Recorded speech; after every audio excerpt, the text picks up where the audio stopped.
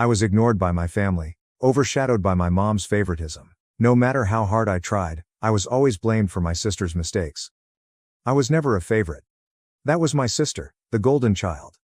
The person who could do no wrong, no matter how vicious she was or how much she got away with. My mother adored her. And me? I was just there. An afterthought. A shadow in my own house. It's always been this way. Growing up, I immediately realized that my opinions did not matter. My dreams were unimportant. My feelings? Either disregarded or mocked. My sister failed a test because I distracted her. When she lost a buddy, I was very likely the cause. When she broke something, I must have pushed her. And my mother? She believed her. Every single time. I strived to be a perfect daughter. I worked hard. Received good grades. I remained silent as they insulted me. I never acted out. Never fought back. I hoped that if I demonstrated my worth, they would eventually love me as much as they loved her. However, nothing changed.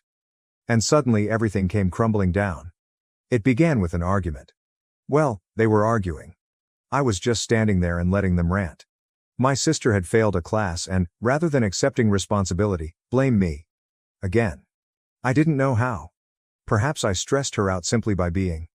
"You've ruined our lives," she exclaimed. I barely had time to respond before my mother added, "We'd be happier without you." And that was it? The moment that left me broken. I did not cry. I did not yell. I did not beg them to take it back. I just nodded.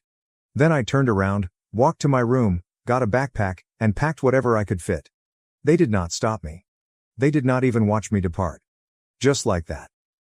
I was gone. I stepped outside into the night, the weight of my backpack pressing against my shoulders. However, nothing compared to the heaviness in my chest. I walked without a destination. Simply putting distance between myself and the house I'd never fully called home. It was frigid. I recall that vividly. The air nipped at my skin, but I didn't shudder. I was numb. I had always imagined leaving would be spectacular, like in the movies. Maybe with tears rolling down my cheeks. Maybe with one final lingering look at the house I was leaving. However, there was none of it. No one pursued me. Nobody called my name. Nobody cared that I didn't know where to go. I had no plans. There's no safety net. My savings? Laughable. I had a few $100s put away from modest tutoring gigs. But I knew one thing for sure, I'd never go back. I chose a cheap motel for the night and paid for a single room with trembling hands. I glanced at the bed but couldn't make myself lie down. Instead, I sat at the small desk, the weak yellow light flickering above me, trying to decide what to do next. I did not have a degree, I didn't have any connections. I barely had any money. But I had one advantage. I'd spent my whole life being ignored. Underestimated.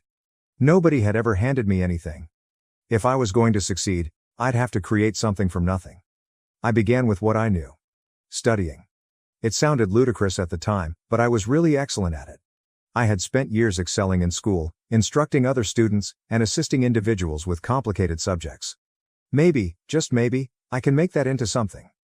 The next day, I went to a small cafe, ordered the cheapest coffee on the menu, and utilized the free Wi-Fi to apply for every online tutoring opportunity I could find. I kept my charges low, just enough to entice folks to notice me. Initially, it was just enough to get by. I lived on quick noodles and dollar store foods. I rented a room in a shared apartment with 3 strangers who barely knew I existed. However, it was still better than where I had come from. Because every day, I awoke knowing that no one would yell at me. Nobody would blame me for their failings. Nobody would say I was wrecking their life. And it was enough. The months have passed. My tutoring opportunities grew. 1 client became 3. 3 multiplied into 10. I soon made enough money to move into a tiny studio apartment that was scarcely larger than a box. But it was mine. Despite all of this, my family never phoned. Not once. Not on my birthday. Not on holidays. Not even to see if I was alive. It hurts, as old wounds do. Deep. Silent. Lingering. But I assured myself everything was good. If they did not care, neither did I. A year into my new existence, things began to alter. I had established a reputation as an instructor specializing in college entrance tests. Students from all throughout the country reached out, begging for assistance. However, I was still trading time for money. And I knew it wasn't sustainable. That's when I had an idea. What if I combined my lessons into something bigger? Something scalable? I spent several months researching digital marketing, watching hours of free YouTube content.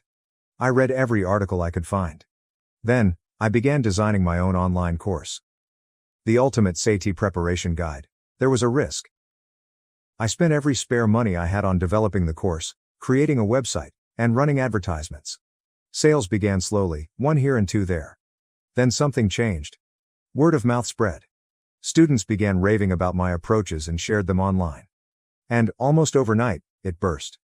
I awoke one morning to see that my sales had tripled. Then quadrupled. Within a few months, I was earning more than I had ever dreamed imaginable. I moved into a swanky high-rise apartment, the kind I used to fantasize about. I traveled. I met folks who genuinely respected me. Created friendships that were not based on obligation or blood. I'd done it. I'd created myself from nothing. And my family? They were nowhere to be found. Not a single message. Not a single call. They didn't care about me. Until this morning. My phone vibrated. I scarcely looked at it. Then I noticed the notifications. Mom has 6 missed calls. Sister has 8 missed calls. I stared at the screen, my heart racing. After all this time, they had made it apparent that they never wanted me. I let out a slow breath. I'd changed. I wasn't the helpless, needy girl they had kicked out of their life. I wasn't their punching bag anymore. Whatever they wanted, this was not supposed to be an apology. And I had no intention of making things easy for them. I sat there and stared at the screen. For what seemed like hours. But in actuality, it just took a few minutes. My thoughts raced. What could they want after all this time? Mom has never apologized for the way she treated me. She'd never revealed that she always picked my sister above me. And my sister? She hadn't even realized I was gone. Until now. But now. After all. They wanted me. I eventually decided to pick up. It was almost weird to hear her voice after so long. Hello? I asked, keeping my voice calm. Sweetie, please, we need to talk. Mom's voice quivered. Sweetie? After everything? She hadn't called me that in years. The phony compassion wounded. What's going on? I inquired, not masking my disbelief. There was a prolonged pause. We've fallen on hard times, Mom explained, her voice quivering. Your sister, she's been having trouble at school again, and with everything going on, we just don't have enough. She said with hesitation. We need your help. I bit my lip, a strange combination of satisfaction and wrath welling up inside me. Was this why they called me now? What kind of assistance? I inquired, keeping my voice calm. We need money, she said abruptly. Your sister's tuition, it's due. And we have bills we can't pay. I know we've never been there for you, but please. We're struggling. We need you to help us. We know it's a lot to ask, but please, we've tried everything. I could hear her sniffles. Perhaps it was genuine. Perhaps it was just guilt attempting to make its way back in. Please, she repeated. We need you back. We need your support. The words remained in the air. My support. They had been rejecting this assistance for years. I closed my eyes for a while, attempting to calm the flood of emotions that threatened to choke me. How could they think this was acceptable? For the first time in a long time, I felt more than apathy. It was hilarious. You're serious? I inquired, a bitter laugh escaping my lips. You really think I'll come back and help you? After everything? There was a gap followed by my mother's anxious cry. Please don't do this. We know we messed up, but we're your family. You can't just leave us like this. I clenched my fist. You never cared about me when I needed you, I replied, my voice shaking with restrained rage. You were too busy with your golden child. You let me disappear. You told me you'd be better off without me. I paused, feeling wrath well up in my chest. But I kept it in check. I was not going to let them know how deeply they had hurt me. I was not going to let them turn this around on me. I don't owe you anything, I said, my words as cutting as glass. Another prolonged delay. Then, why? My sister's voice rang out next, agitated and panicked. I know I was horrible to you. But I need your help. I messed up, okay? I didn't mean it. I've been trying to fix things, but I don't know what to do anymore. I nearly laughed. Fix things?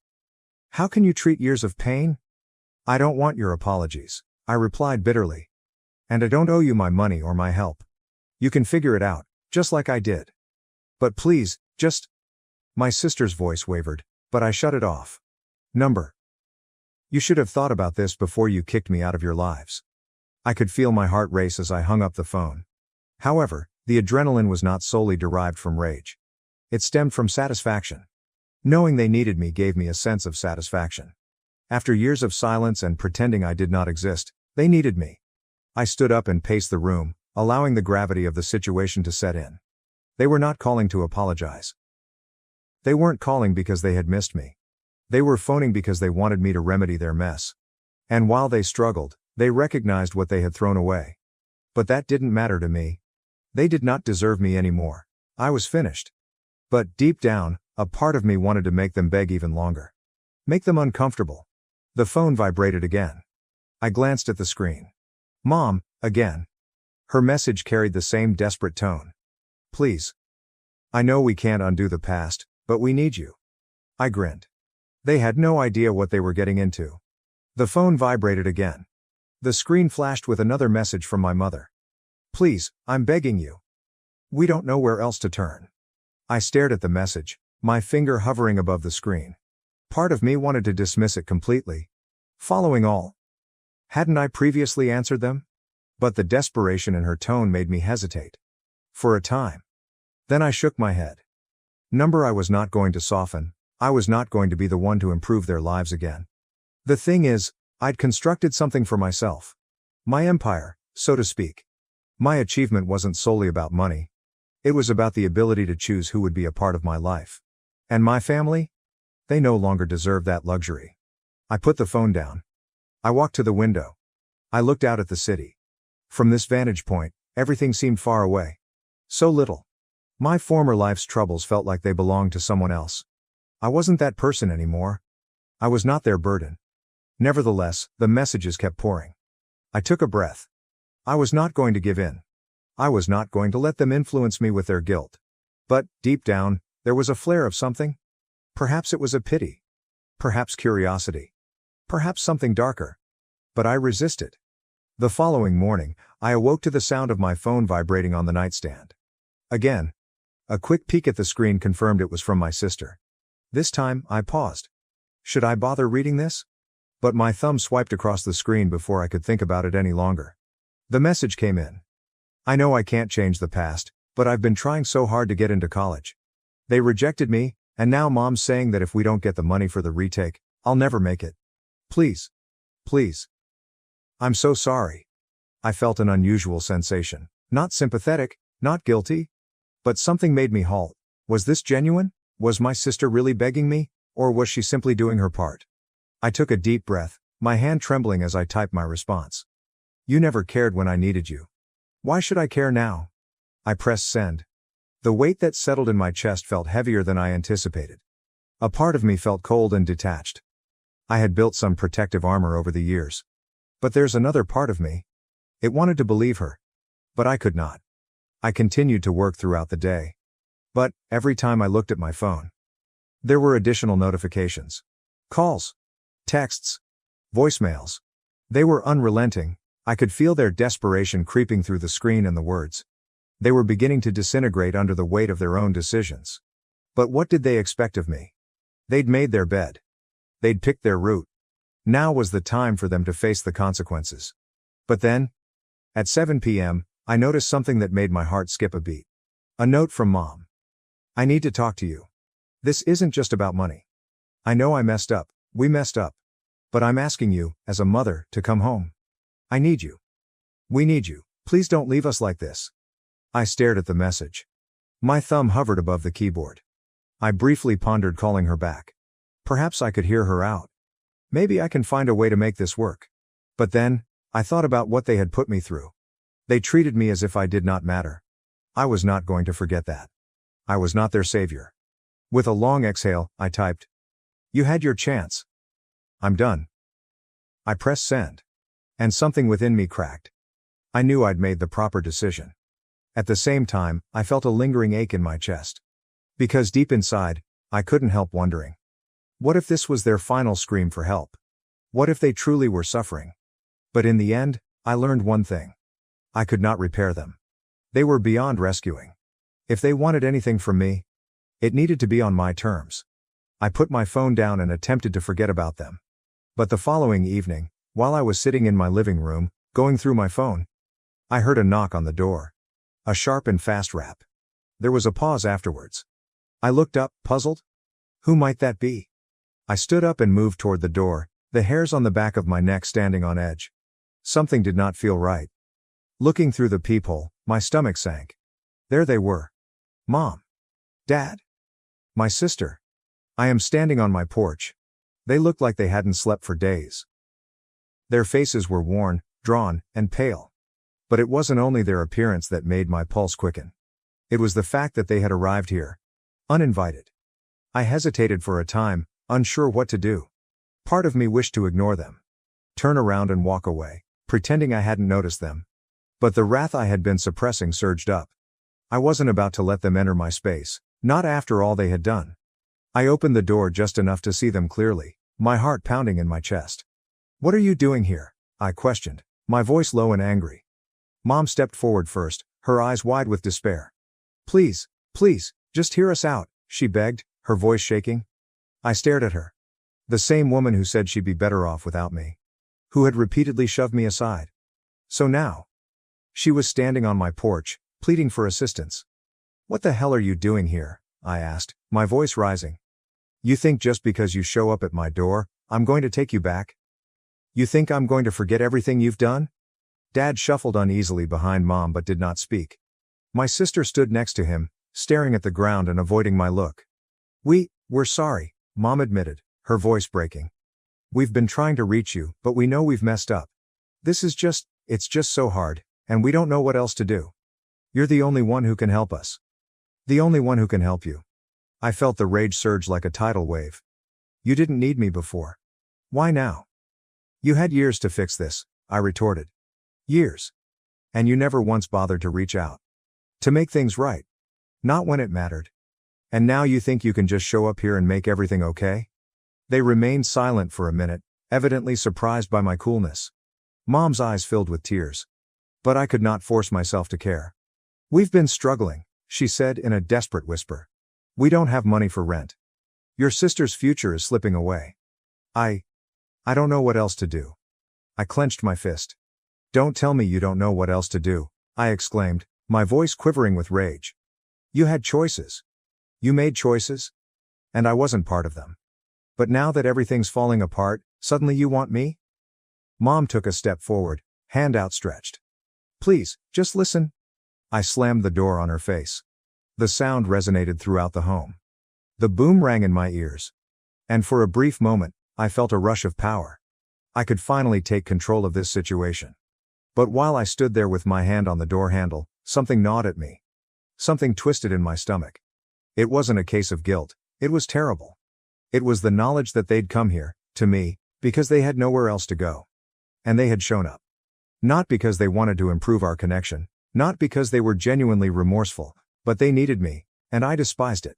They did not deserve me. But rage was not the only emotion I felt. A part of me wanted to hurt them. To show them how terribly they had messed up. Make them suffer the consequences of their own conduct. And the fact that they assumed they could simply walk up on my doorstep. It got me angry more than anything else. I moved away from the door, leaving them standing on the other side. But they did not leave. I could hear them conversing outside. Mom was pleading. My sister was crying. Dad was attempting to console them. I couldn't take it anymore. The rage within me was tremendous, and I knew I'd regret not doing something. So I reopened the door. There they were. Standing there. Still waiting. Desperation was written all over their features. Mom's eyes were red from crying. My sister hung her head low in shame, and Dad? He appeared defeated. Like a man who had lost everything and had no idea how to get it back. For a moment, I simply stood there, taking in the view of them. The family that had harmed me. The family had made me feel useless. Invisible. So now, they were here. Asking for assistance. But what do I owe them? Nothing. I took a deep breath. And then, without saying anything, I took one last glance at them. No. You don't get to come here and expect forgiveness just because you're struggling now. The words came out coldly. Hard. Like a scalpel cutting through the strain. I didn't feel any regret as I stated them. They deserved to hear the truth. You had years to fix this, I said, my tone steady but forceful. Years to realize what you lost. But you didn't care then. And I'm not going to be your solution now. I noticed Mom open her mouth in protest. But I held up my hand to silence her. I built my life. My success. From the ground up. And I'm not going to let you destroy it too. You don't get to come into my life and expect everything to magically change because you've hit rock bottom. Their eyes started welling up again. But I felt nothing. There is no guilt, no regret. Just some calm satisfaction. I knew I was finally putting myself first. Go, I stated simply, my tone unyielding. Fix your own mess, I'm done. I closed the door for the final time. Weeks have passed, and I continued living my life. My business has grown, my network expanded, and I felt more energized than ever. I had become the person I had always wished to be. The person who did not have to apologize for their accomplishments. The one who had learned to let go of the negative aspects of their history. I never heard from them again. Not a message. Not a call. And you know what? It was fine. It was the tranquil peace I hadn't realized I'd been seeking. And as time passed, I came to realize something important. The ones who have wronged you, those who abandoned you, are not the people you should seek validation. You are the one who matters. You get to select what happens to your future. In the end, I had discovered one very simple truth. You can't keep giving to individuals who have never given you anything back. The door closed. For good. Thank you for watching. If you haven't subscribed yet, please do so and hit the notification bell to stay updated with more shocking real-life stories happening around you.